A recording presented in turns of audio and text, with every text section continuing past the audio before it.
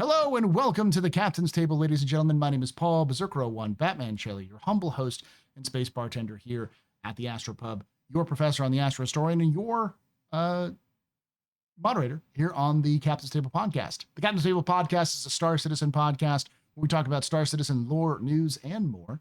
I try to bring on different guests every week from all over the Star Citizen universe to discuss the latest topics, theorycraft, news, reveals, even the current status of the community and other issues. This discussion specifically is inspired by a Soul Citizens video they did recently. You should go check out Soul Citizens; they're fantastic. Where they talked a little bit about exploration in Star Citizen, and I wanted to do this mostly because I have a fear that the actual what people want with exploration in Star Citizen is not what they're going to get. Now, I think a lot of that is also starting to settle in when CIG said 1.0 is going to be 5 systems. But I wanted to talk a little bit about what is exploration, how is it working in game right now, and what might it look like in the near future. So I have my friend HC Vertigo here with me, the Salt Sultan of Stanton himself. Who are you? What do you do in Star Citizen, and where can they find you? Well, I'm Star Citizen content creator most of the time, doing some variety these days. We do pretty much whatever, a lot of mercenary stuff in Star Citizen. These days, we're trying to get some, get the equipment back up and running, because we know they got the patch coming out here soon. Maybe today, we don't know. But I know I'm going to be missing a lot of equipment when that patch drops, so I was like prepping, trying to get my stuff lined up, get all the custom equipment off my ships in my inventory, grind out some new equipment to replace the stuff I know is going to be missing. But yeah, you can find me over at Twitch, HCVertigo on Twitch, HCVertigo on YouTube, HCVertigo on Blue Sky, HCVertigo on Instagram. Yep. Yeah, awesome. So unfortunately, I couldn't get another guest, so this is going to be less of a roundtable and more of a discussion. But me and Vertigo have been friends and have been playing this game for longer than many game companies have existed. Bro, most people don't own cars longer than we've been streaming Star Citizen. Yeah. Most people don't hold the same job as long as we've been streaming Star Citizen. Yeah. So we've been front row seat to a lot of this discussion, and one of the things I said at the beginning, I think exploration has always been the most anticipated gameplay loop in the entire game. Because and I think that caught CIG off guard really early on, because they did a big poll and figure out what people want in the game, and it was like 30% combat, 20% industrial. I think it was industrial and combat were pretty close to each other, because they also had like mining, salvage, crafting, and those things were all kind of close together. And then like racing was super small, and like PvP was super small, but 40% of the respondents were like exploration. And so I think CIG has sort of been trying to grapple with that reality since they did that poll. I want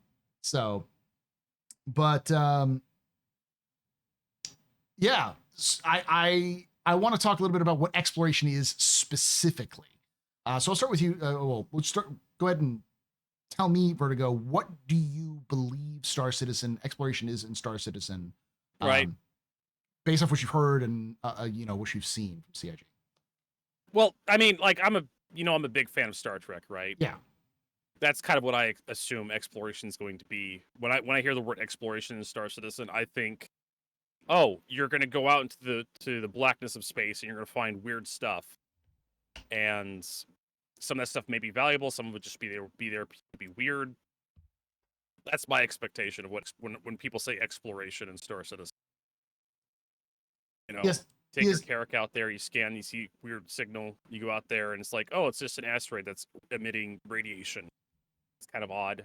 Nothing really else. And see another interesting point of interest. You go out there, it's like, oh, it's an asteroid with a lot of quantanium in it. I don't have a mining thing with me, but I got a friend I can call. Or I could sell a location to somebody. Maybe you go out, you find an old, battlefield wreck site, and oh, there's some components here that are kind of good. And I can salvage them. Maybe a weapon or two. Kind of like from the Wing Commander Privateer, you found the Steltech Yeah. base, and then got a Steltech weapon from that base. If anybody remembers that, Wing Commander Privateer is one of my favorite video games. It's important to use that because it is a Chris Roberts game, even though I think it's him and Aaron were the ones who worked a lot on that one together. But a lot of what this is going to be one of those weird things. There are like 3 or 4 games that are the most influential games in space gaming. One is the original Frontier Elite. The other one is the Wing Commander series entirely. Another is the X-Wing / TIE Fighter series. Yeah. And lastly, it's the Free Space. Like those 4 games have basically set the standard for every space game going forward, and to the point where we had Wing Commander Privateer like spiritual successor games coming out, I think like pretty much every year since 2013 or 2014. Like how many, so many games have been, people have been like, yeah, we're basically doing Wing Commander Privateer, and it's, yeah, a lot of them are using almost the exact same mechanics as Privateer but updated for modern day. So I personally, I always think of exploration as simply like you said with Star Trek. As a big fan of Star Trek myself, Star Trek, but I always like to point out, because everyone who thinks Star Trek is the exploration, because I think that is a lot of the community when they hear exploration. I think a lot of people jump to the making love to green alien women and having weird anomalies where they, transporter accidents and so on and so forth, Tuvixes.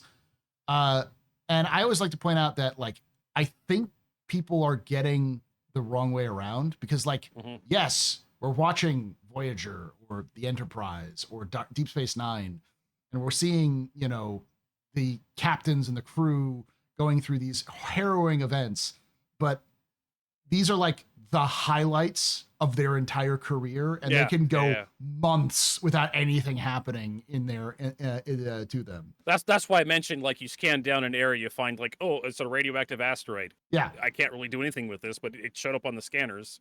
Yeah. And in Star Trek, that asteroid is an egg to a space creature that's going to mind control you into either having lots of sex or committing genocide, one of the two. But in I think in Star Citizen, it's always important to remember that I think they're being sort of inspired by the same idea, but every time they go to find those weird alien sex eggs, it's because they've been spending the last month scanning a region of space because they needed update maps. Or this nebula had never been properly charted, so they're charting this nebula. Or they're on their way to go deliver medical supplies to a colony, or check in with a group of colonists who hadn't been visited in a while, that kind of thing. So it's a lot more of just mundanity. And I think with Star Citizen stuff, I think you're right. We're going to see a lot of you're gonna see a lot of mundane stuff in Star Citizen. You're gonna be, because I point to No Man's Sky, a game that actually did exploration correctly in my mind. And you land on a planet, and you hit the scanner button, and there's just tons of stuff around you, and a lot of it is like, oh, it's this artifact that allows you to translate Gek words or something. There's like 3 different alien races. I can't remember. One of them's like the Gek. And then you find like another scanner source, which it's just resources, or you find another one that's like this little chest that has like an item for you, or it's a crashed ship. But there's so much stuff scattered all throughout the planets, like you're constantly running into the same stuff over and over and over again. Because it's all procedurally generated, all procedurally placed, so they have to create very generic assets, and they have to scatter those generic assets across many different planets so that players always progress certain tracks. For example, if you want to unlock the Gek language fully, you need to find Gek language totems. And so those totems have to exist in every solar system that the game can possibly generate. You're always going to see those totems in Gek space. Yeah. I believe you see space. Maybe the opposite. They may like do the opposite species in the opposite species space. I don't think Star Citizen wants to go that way, where you have just a ton of crap everywhere that you're always going to be tripping over something every time you go out. And it gets to the point where you have the entire Gek language mapped, and you don't care about Gek totems anymore. Yeah.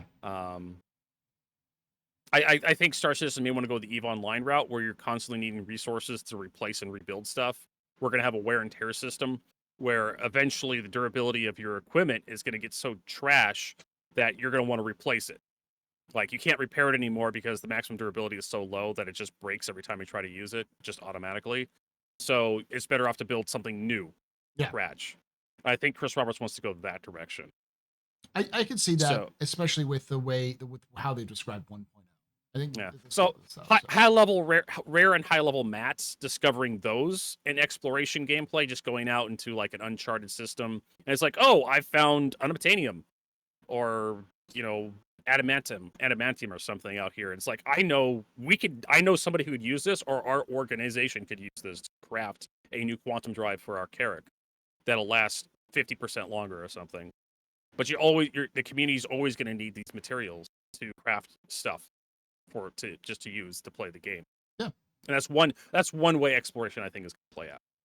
So let's shift gears and talk a little bit about how exploration gameplay exists right now, because I've heard people complain about this because CIG has said this multiple times, and people are like, "That's not exploration gameplay." Because I think what we've kind of discussed is the general belief that the community has, where exploration is usually more systemic, where like you have a actual gameplay mechanic like scanning, that you go and use that scanning technology and you find an item, like more like a gameplay loop, like you would see. I'm gonna add a little thing right there. Scanning with your eyeballs, the Mark 1 eyeballs, just going out and looking at stuff. Yeah. Because back in 2.0, you could find Benihenge with just your eyeballs if you wanted to. Well, that's kind of what I'm talking about. Like, I think most people thought or still think that when you talk about exploration, it's only the like scanning gameplay, the future scanning gameplay. What we're talking about, like we were just saying, go out, find rare materials, give it to your org, or sell it to somebody else, the location, so they can go do that. But well, to me, like exploration is like an Easter egg hunt. Like you're going out and you're trying to find stuff that's useful, right? Scavenger hunt, Easter egg hunt, that kind of stuff. In a video game, that's what exploration means to me. Yeah, no, right? And I think it's the same for me. I like to call it Skyrim exploration, because if you call it freeform exploration, people don't know what that means. So it's like, think about how do you explore things in Skyrim? Well, you find a cave, and then you go into that cave, and you kill the bandits in that cave, and you read some books that are notes that have been left, or you hear some conversations that are being done from the bandits, and you go, oh, these bandits want to kill the Jarl of this connected city.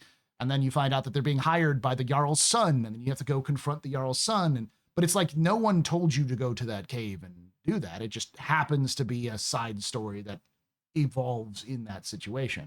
And then sometimes you can just show up and it's just like they decided they were going to summon a Daedric prince, and they got killed, in this cave. It's like, oh, okay, cool. Like the famous Fallout story, like what are they called? Ambient skeletons, where they just put funny skeletons in places. That sort of thing.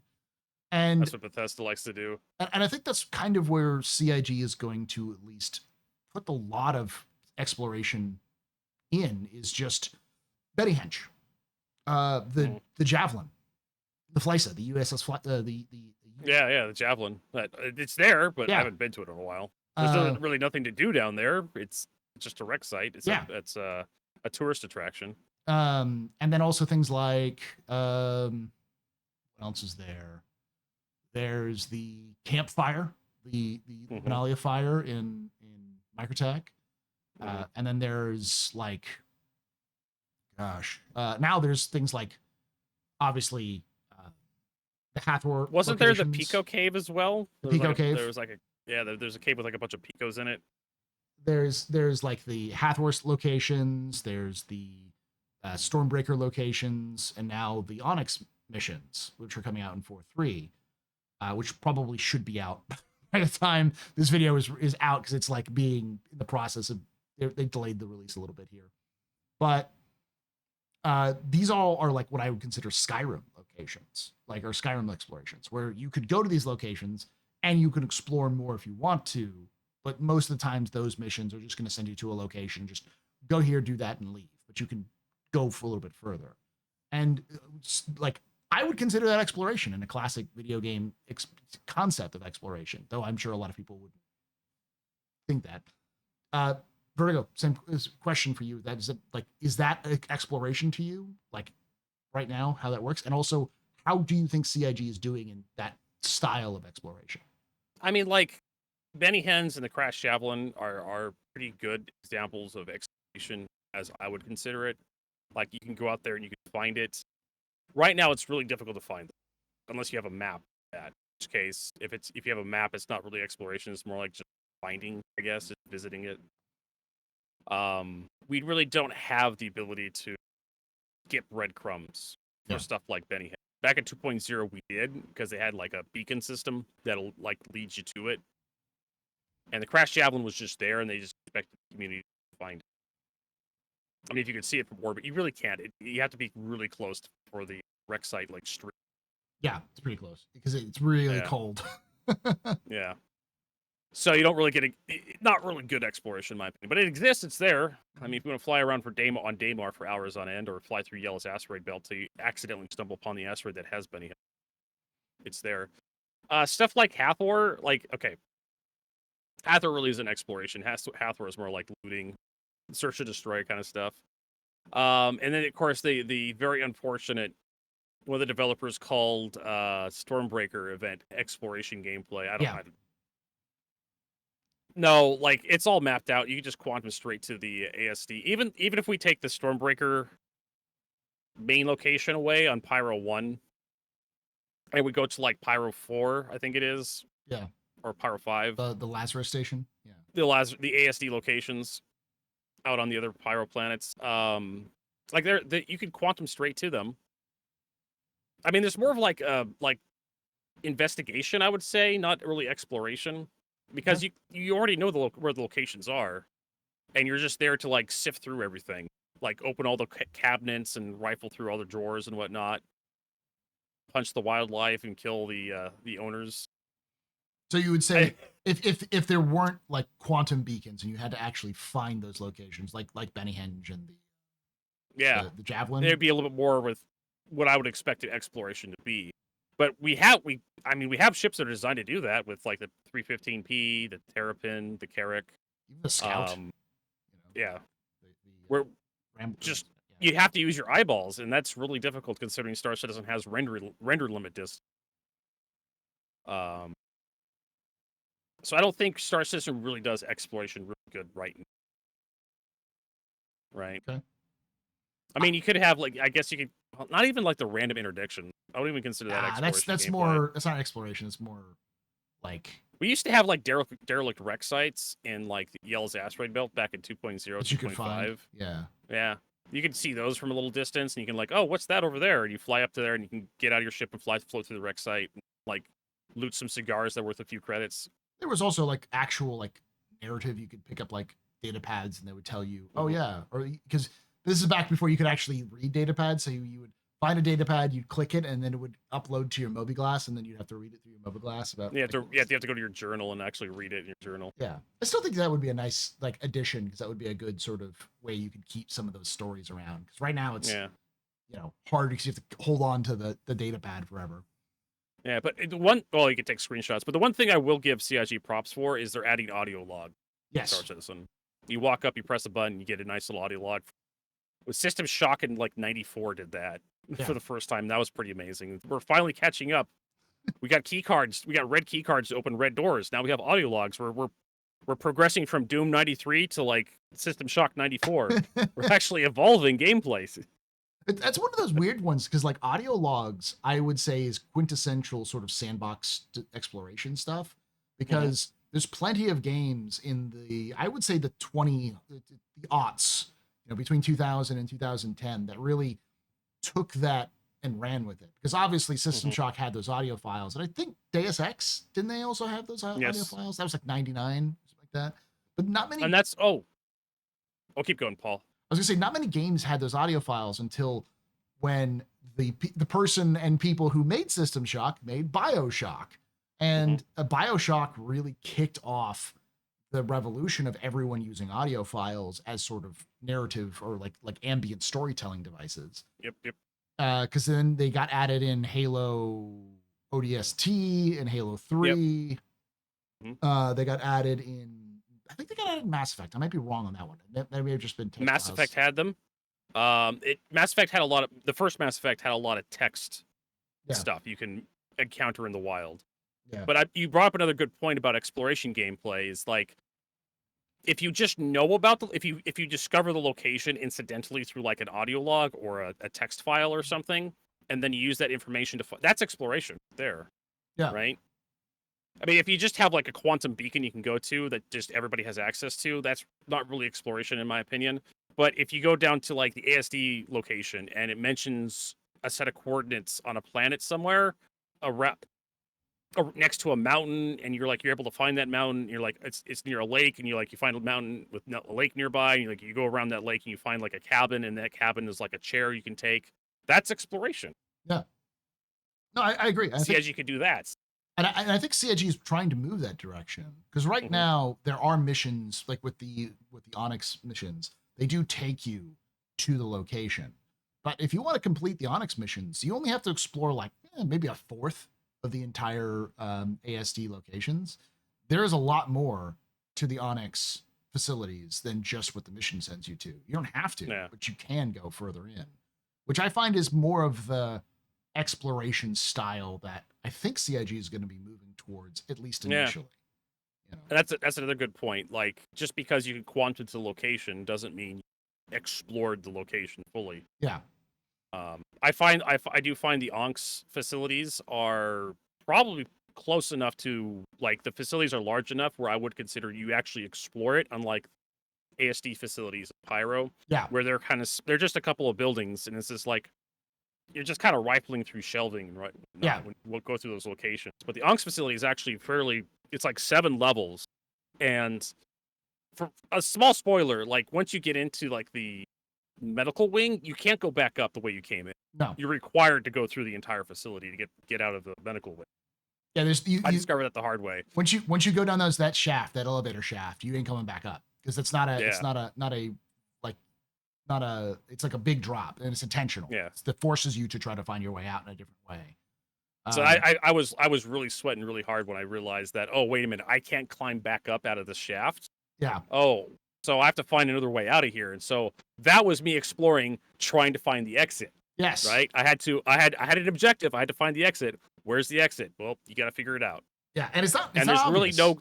Yeah. Yeah, it's not obvious. They require you to like look high and low to figure out how to get out of that research or the medical wing.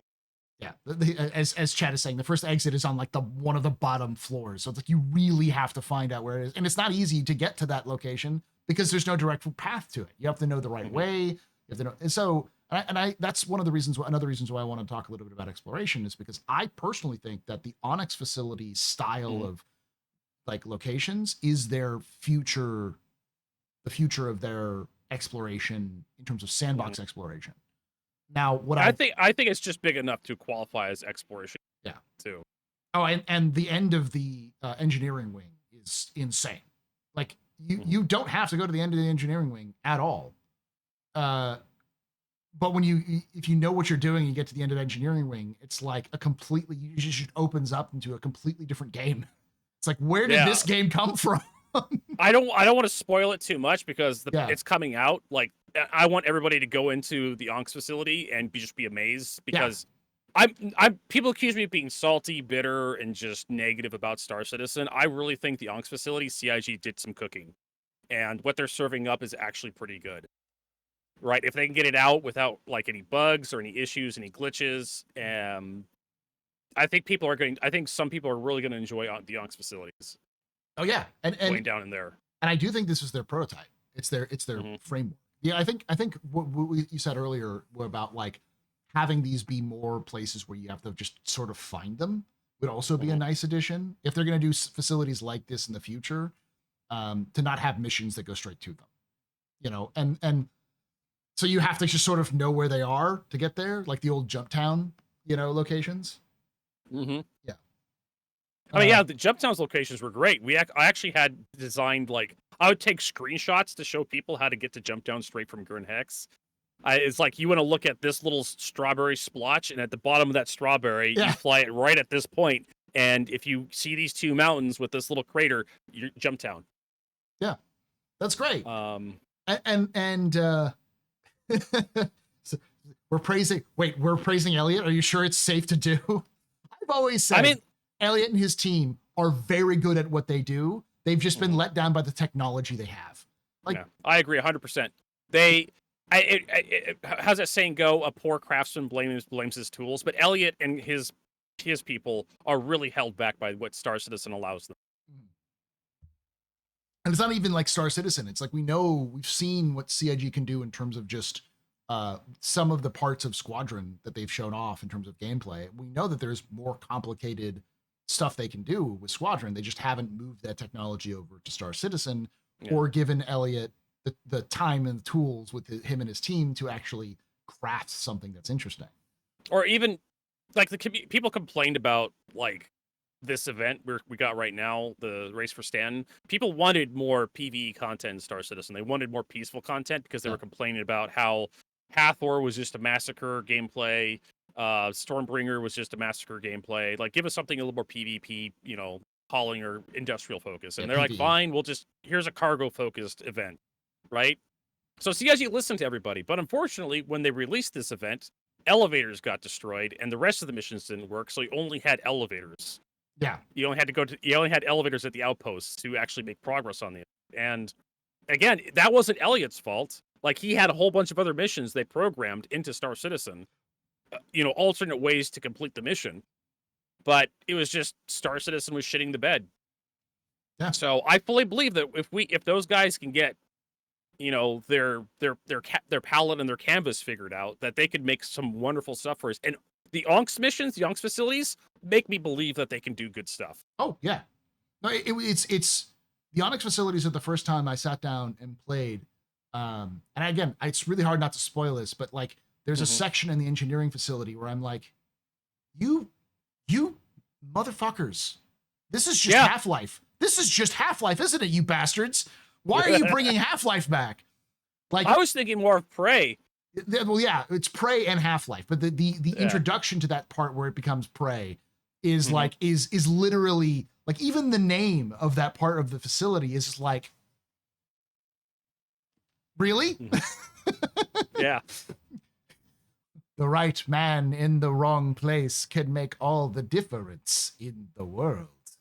Wake up and smell the ashes, Mr. Freeman. Like, It's really? been so long since I've played Half-Life 2. It's just in my brain that those lines. So yeah, and I was with two other people and it was great fun and everything else like that. So like, but it's that I was not expecting this level of cooking from CIG. And that's, and I know we're glazing CIG a lot for this, but I think it's an important part that if you were listening to this or watching this and you haven't gone and played the Onyx facilities, which hopefully will be out soon, because they said they were going to try to release it even when I started the stream, like to this today. You should do so. Like, hopefully it doesn't break. Hopefully the flood of. Yeah, I am really hoping the ONCS facilities, when they drop, are just amazing. They work flawlessly. CIG, make me eat my hat. Yeah. Show everybody that Star Citizen can be a fun, engaging, immersive experience, like Chris Roberts promised us all those years ago, because I can see the diamond shining through that rough with the Onyx facilities. I see it there, and I'm just like, this is what I want, right? More of this. And I'm very critical all the time of Star Citizen, every time they have a little mistake, but now they actually release something that I enjoy, like, I have to sing it. I have to. Yeah. And if they can continue to do this and vary it up with different approaches, I know they want to do boss battles in the near future and those sorts of things. Oh, we already have one with the Stormbreaker event. We do. It's kind of underwhelming. It's, the worm just kind of wiggles and spits at you. And they've updated it a little bit. The spit now does damage over time. So if you're in its AoE, it'll actually kill you, even if you're down. Does it actually spit far enough to actually hit you if you're trying to shoot with railguns? It will spit in. It'll hit the if you're in one of those hutches to protect yourself, or like we were using that like emergency shelter to like it'll eat through the location that and go into you, and then you will. So it's like that not safe anymore. So you have to constantly move. You have to basically have somebody kiting the guys around to Good. like. And I ended up being the guinea pig where I'd run up, shoot at it, it would focus on me and hit me, and I get like knocked back, and I have to get up and run because if I stayed too long in the goo, I'd get damage over time. So I had to constantly run and gun while the people with a bit heavier guns were actually hitting it. So it was a more engaging experience. So it's one of those situations where I think because everyone's moved on, no one's come back to it after they fixed it. It's like, well, it's a lot harder now. But yeah, so Onyx facilities, I think, are the future, and I'm looking forward to CIG doing things. And as we said earlier, I do hope that they do some of these facilities. And I know CIG doesn't want this to happen because they don't want facilities to exist that nobody finds, because you put a lot of time and effort in something. You don't want to put it out there and just be like, well, maybe nobody finds it. It's like, come on, well, CIG. This is us we're speaking about, you know? Yeah, well, this is one of the reasons why you do procedurally generated stuff. You design a very generic facility, you design it with like stuff to be spawned inside of it, and if people don't find it, doesn't matter. If people do find it, like, oh, there's a thing here. And No Man's Sky falls into that trap sometimes, where they have abandoned facilities that scatter the map and you can find them.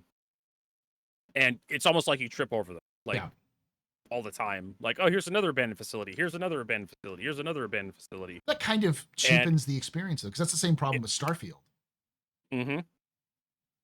So Starfield has a lot of bespoke facility. Like, I remember the first time I realized in Starfield, like 20 hours in, wait a minute, this is the exact same facility I found 10 hours ago.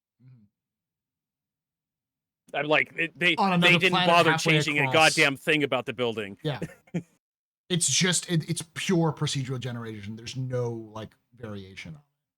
And No Man's Sky does it good with procedural generation, where all the facilities are kind of rotated and kind of changed a little bit.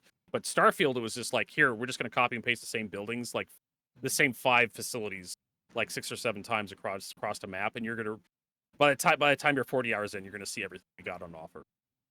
Yeah, and I think CIG is probably going to do something similar. Like I wouldn't be surprised if we saw ASD facilities, the Onyx facilities, ending up being like a blueprint for other facilities. You'll just see the ASD labeling being swapped out for like Kovalex or Hurston or something else like that. So we'll see probably a lot of similar stuff. I got a thing on that. The ASD facilities on Pyro, I think actually all the ASD facilities. Oh, it's just the Good Doctor? Yeah, they're just a slightly altered version of the Good Doctor. Yeah. Well, not slightly, actually heavily modified. But if you played Star Marine, you play the Good Doctor map a lot, you'll start realizing, like, wait a minute, I don't recognize this corridor. Yeah. If I go down this way, took a right, oh, I recognize this corridor too. Oh, it's just the Good Doctor map. Yeah.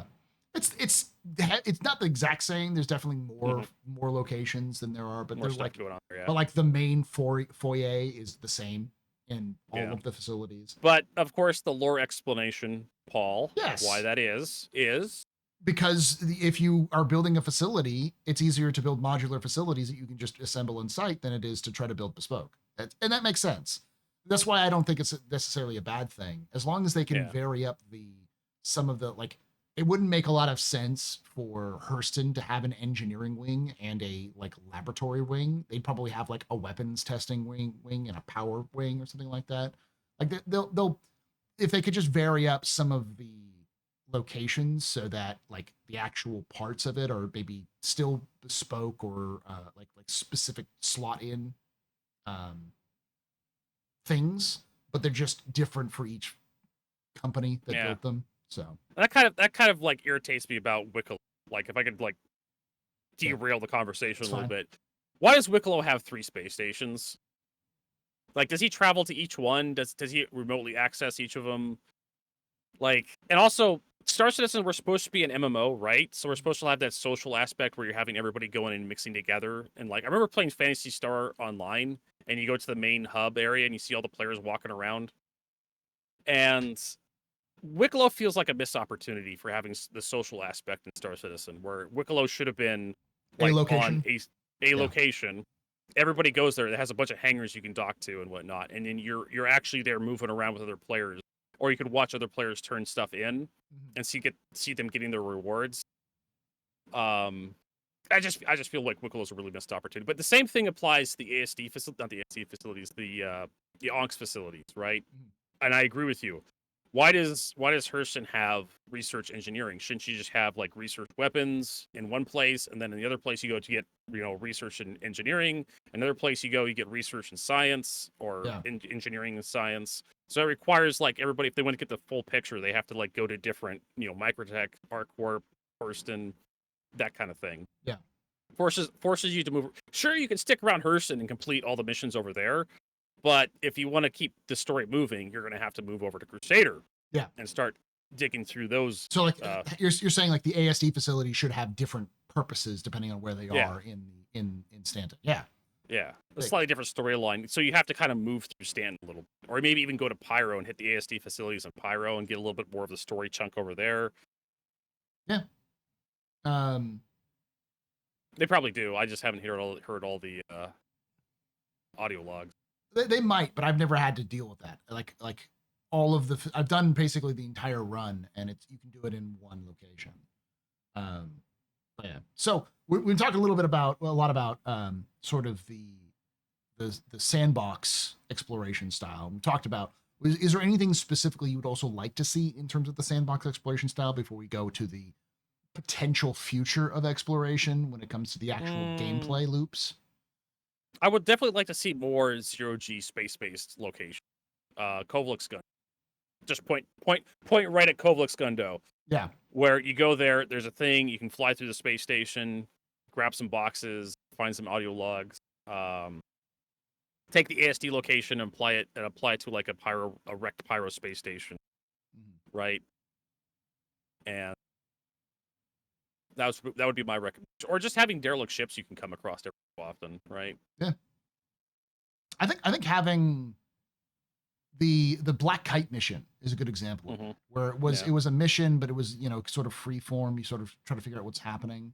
I feel like Black Kite, if they went back to it and added some audio files to it, and added some maybe a little enemies here and there, and a little bit, just a tiny little bit of a few things. Maybe you have to like jump from one location to another, and the end is the Black Kite, or the beginning is Black Kite, and that sends you to somewhere else. Those sorts of things might be nice. Well, the problem with the Black Kite mission was that it was an actual ship that was salvageable. Yeah. And that was just too much value because not only did the mission pay you for completing it, but you'd get extra money for like salvage Black Kite itself. So I think CIG could figure out how to get that to work without having to include the cost of salvage in the mission payout. Yeah. Yeah. But I mean, with engineering coming out, I think they could probably fix that, where it's like you just can't salvage it, or you can salvage it, or it's just there's things they could do. They could also just do the non like immersive thing and just be like, you can't salvage this because it's, or you make it a bespoke level, like what's that wreck site on Microtech that nobody goes to anymore? That's the Ghost Hollow, which is still Ghost broken, Hollow, even though it shouldn't be broken, but Ghost Hollow is a great example as well. There's no missions to go to Ghost Hollow, but that's sort of like a combat exploration where you go there to do some combat, but you also get a little bit of bonuses for knowing to go there.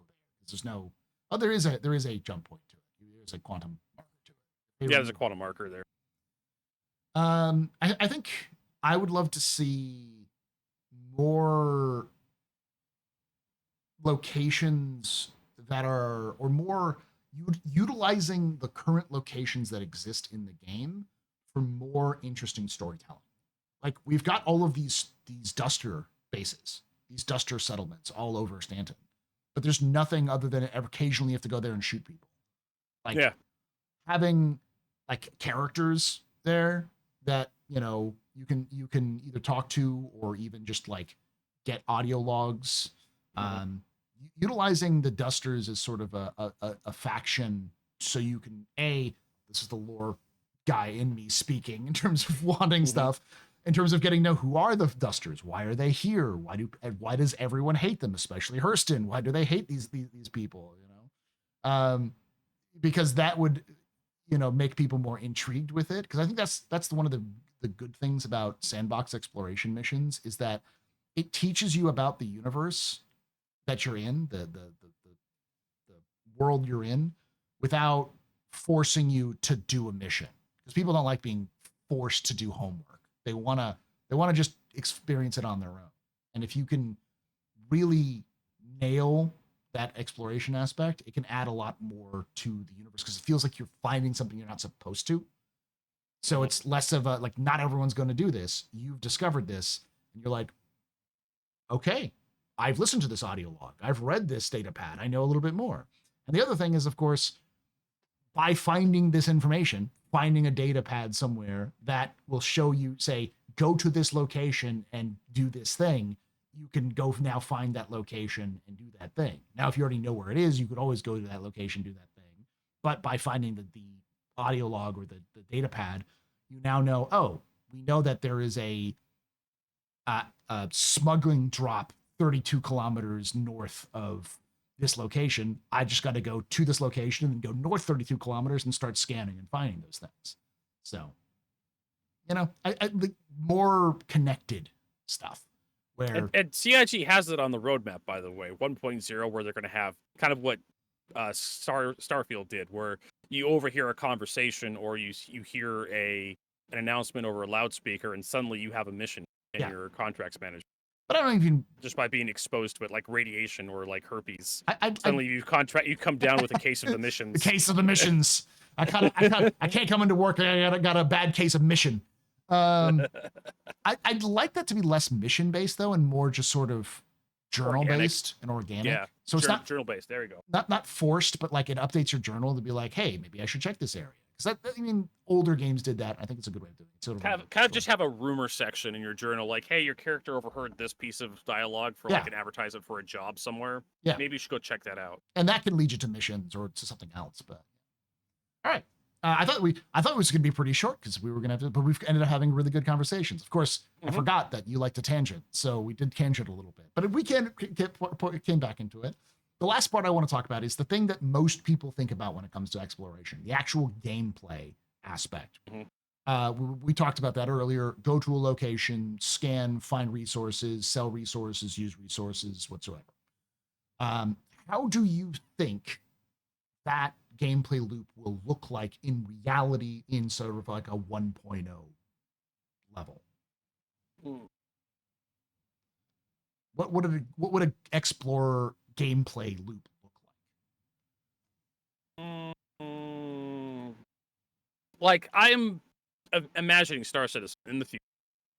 Obviously, like, we're gonna have like stuff where you overhear a conversation or something, like, hey, there's this thing happening somewhere, you can date and you can go check it out, and maybe you have to get like planetary scanners or scan for it. I'm assuming CIG will figure out some way to have like facilities show up on the scanners. Right now they don't. You just kind of have to know where a facility is. That's kind of the problem with like finding like caves and whatnot. You basically have to go to a third-party website and look up the exact location of a cave to actually get there. Because we used to have missions that took you to caves all the time. Trying to spot a cave from like 10 kilometers away is impossible. 2 kilometers maybe, if you can get the scanner ping right, because they don't render very well.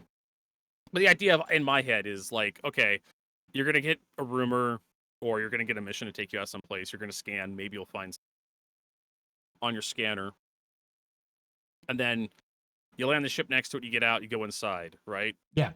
And then you like go through whatever there is. You find something worth getting. You go back out. Kind of like the kind of dungeon gameplay from other MMOs, right? Yeah. Ported into Star Citizen. Even the Onx facilities are like a dungeon. Yeah. They're this self-contained chunk of content.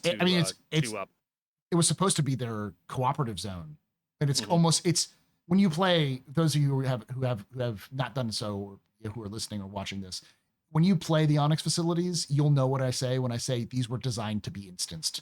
It's clear these were designed to be instanced. That the original instance, the original concept, because they're like very much Star Citizen's dungeons. So yeah. So like, and that's kind of the problem with Star Citizen. Like, when you get further on, maybe we can get rid of the map markers and not have, because that's kind of the problem with Star Citizen at the moment, if you don't have a map marker, how do you get there? Right? Fly there, you have to figure it out. They give you a lot of cheats right now in Star Yeah. Citizen because of the alpha. It's difficult if missions work And reliably all the time. they're missing a bunch of tools. Like we know that like quantum boosting is a thing, but we just don't have quantum boosting in game, and that would speed up the process of being able to go to a location and explore for something. But we just right now you have to slow boat it, which takes forever. So. Yeah, and it's not that great. So I mean, I could point to other games like Starfield and like No Man's Sky for like how I would imagine CIG doing explorations. I can't imagine CIG turning gameplay upon its head and creating like a new paradigm of exploration play in Star. There has been so many space games before that have pretty much there's nothing new under the sun in terms of like what you can do with exploration, unless CIG wants to like crank the procedural generation up.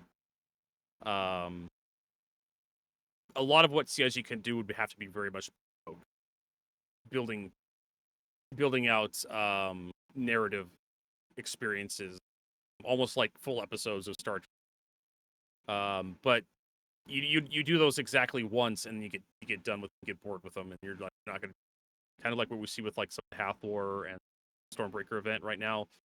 The luster is worn off, and not many people are going back to visit those events. Everybody's got all the materials they want from them, so they're very much not visited. And people go down there because you'll find some interesting component so often. But so CIG needs to figure out how do you create exploration gameplay, and again, just using your scanner, finding signals, going out investigating those signals. Sometimes you don't find anything. Sometimes you find some weird, Terran space that turns out to be a wormhole to a star system you've already been to, but it's a new wormhole. Or sometimes you find a wrecked starship that's salvaged that you can call your buddy in to salvage for you. But it's very hard for me to imagine a future of Star Citizen where CIG just blows my pants off and say, "Wow, I've never seen this." I've played a lot of. I've seen a lot of stuff. Well, I think a lot of the people. If you're listening to this, you probably played a lot of space games too. You probably played a few Chris Roberts games in the past too, which is almost certainly because this is sort of a niche podcast in terms of podcasting. So, I tend to agree. I think one of the things I've always said, and this is one of those things that I might get some heat for, is that I think that there's a lot of folks who have way too high expectations for what Star Citizen exploration is going to be, because they want to have discovered a new jump point or a new system or a planet, and they want to be able to name it, because you can do that in like No Man's Sky and Elite Dangerous. Yeah. You just can't. I don't think the Star Citizen's universe is too small for something like that. You're not going to be able to discover a brand new star system and name all of the creatures on the world, and you're just gonna kind of have to explore, and that's going to evolve mostly just sort of scanning an area. And I like to think of it as like making maps. You're going to do USGS work. Now, does that mean it's not fun? Absolutely not. There's going to probably be lots of like random encounters you could encounter. Like you go to an area to explore because the ICC Stellar Surveyors have asked you to go to this region and update the maps. And you go to this area of space and look, there's an asteroid which has an outlaw base in it. And now there are 4 outlaw fighters heading to your location. What do you do? Like, hey, interesting, unique, something different. But, 6 to 9 times out of 10, you show up, you scan an area, you do your little scanning gameplay, and you go, nothing here, or it's these components, and then you move on to the next area of the map that you have to update. And process that, and then when you're finished, you come back to where you're going, you deliver the data, and you're done. And I think I like to compare it to mining and salvaging, which are very relaxing gameplay loops. They're pretty simple, but they're not stupid. Like they're fairly easy to get a handle of once you know what you're doing, but they can scale pretty high in terms of difficulty. So I think exploration can be the same thing, but it comes down to scanning. Like the scanning gameplay has to be interesting and has to be involved. I mean, if CIG gets their procedural generation stuff down, they could probably generate entirely new systems that we just discover wormholes to, and suddenly like, hey, here's a new system. Yeah, but It's it's just like post empty. 1.0, you know, but and Yeah. they can't do that for the million people. You know, remember like 40% of the players who want to do that who want to play Star Citizen want to do exploration, and that, you know, it's like 400,000 people who own the game, like of a million people. It's like, yeah, you're not getting 400,000 new star systems in the game. That they just would break a lot of. I mean, like things. Elite Dangerous has like billions of star systems, and they're all just pure procedurally generated past a certain point. Yeah, but most of them are dead rocks. Empty. Yeah, exactly. That's just how space is. Most of space is just like, oh, it's an asteroid. There's nothing. It's made out of iron and zinc, or iron and. Now, don't get me wrong. I think we'll find lots of asteroids. I think that's one of the things that CIG will be able to do. You'll be able to find asteroids or comets and stuff like that. And my argument is the place that we have right now to play is the most people play in is sort of just the solar systems. But we have, in our solar system, and probably a lot of solar system, we have areas beyond the edge of the solar system, places like where Pluto is, the Oort cloud, and then the other areas around that. I forgot. There's like something, and then it's the Oort cloud, but it's the sort of the region at the very edge of the solar system, where in like the lore of Star Citizen, most of those regions are unmapped. Because why are you going to go out beyond the furthest planet? There's just no reason to. So doing so would be a way of sort of finding new rare resources, and that would help for exploring gameplay to end up becoming more unique, where it's like you can go do the exploring missions to update the maps, but you want to go off the map and go explore, you want to go get some crazy stuff that is going to be procedurally generated and won't be there again when you come back, but it'll be there now. There be dragons off these maps, go that direction. And it allows for more engaging gameplay with more risks, but you get more rewards. So sort of that sort of balance. So yeah, I think there is a way of doing it, but I think a lot of folks expect to be Captain Kirk and not, you know, Dave Smith from the USGS, you know, like where you're going down to a planet and setting up beacons. But as I've said in the past, like you go around, you go set up beacons on these mountains for, you know, the ICC stellar surveyors to get the job done. But then the sun rises and it hits the clouds, and you look over this valley you've been hiking through or driving through or flying around, and you go, damn, this game is beautiful. And then you leave, you know, those sorts of moments. I think it's a gameplay. Even if it is screenshot Citizen, it can still be gameplay aspects to it. So, yeah. All right. I think that's going to be our end of our discussion. Is there anything else you want to add in terms of like gameplay or other things of exploration that you hope to see in the future?